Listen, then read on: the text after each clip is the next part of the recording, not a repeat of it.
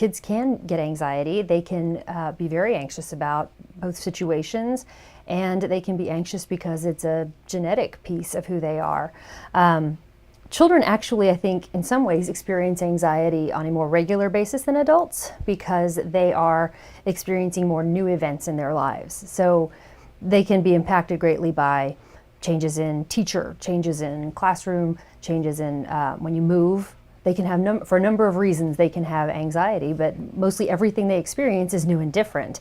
And so they have to form coping skills around the changes in their lives. And so anxiety is actually very normal for children. Children, when they experience anxiety, tend to manifest it in different ways according to age. So some of them are very similar and overlap. When a young child experiences anxiety, it can look like hyperactive behaviors. It can look like disruptive behaviors in the classroom or at home. It can be oppositional with your parents, with other adults. It can look like problems with peers. It can also look like sadness, withdrawal, change in classroom grades, whether or not they've dropped significantly in grades and in participation in things. It can also look like changes in eating, changes in sleeping, eating too much, eating not enough, sleeping too much, sleeping not enough. It looks like fear a lot, so parents might ask, why is my child so scared? Well, it tends to be anxiety. Or it could be an actual fear of something, which could be more of a phobia, which also falls in the same category as anxiety.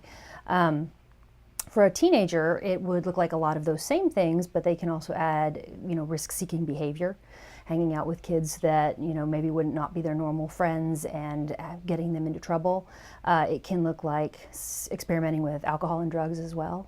So it's usually just a marked behavioral change that's not really explained unless you can link it to an event that would be very anxiety-causing. Because they experience those things, that's kind of the process of them learning how to manage anxiety. So, of course, we're always going to experience transitions in our lives. And for a child who has normal experiences with anxiety, it would look like they have, adults help them, parents, teachers, babysitters, the safe people in their lives that they trust, kind of help them form those coping skills by getting through a change and managing that anxiety. When it's a problem, when it becomes something that you have to look at, is when they are experiencing the behaviors that I listed, and they're experiencing them for a while, and it doesn't seem to be going away, it may be increasing, and then maybe they don't have all the coping skills that it takes for that event. So say it's from a loss, a death in the family creates a long-term anxiety for this child, a move to a new city, making new friends. They'll experience anxiety symptoms for a while, and then if they have the coping skills, if they have the support they need, then perhaps it would not become problematic. When it becomes problematic is when you may want to look at taking your child to counseling. Depending on the age of the child, you want to make sure you take them to see someone who knows that age.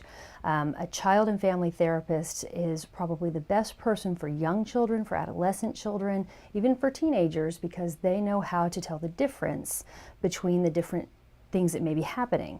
So a lot of the symptoms for anxiety can look like the symptoms of ADHD, can look like the symptoms of oppositional defiant behavior.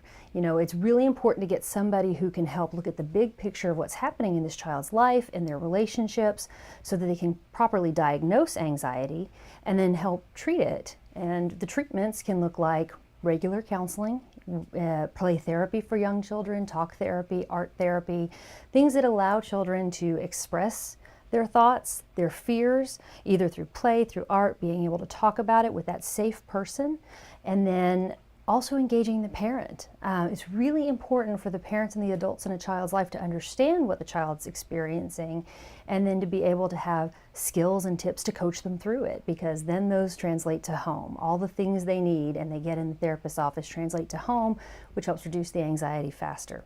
Another thing that I don't think I mentioned is that parents can often, as much as they want to help their children and protect them, can sometimes be a cause of child's anxiety. Not that they want to make their child anxious, but children, when their parent is anxious for some reason, if it's a parent that struggles with anxiety, children feed off that. They become anxious as well because their world's a little less predictable. Their parent is stressed and they know it, they feel it, they don't know why.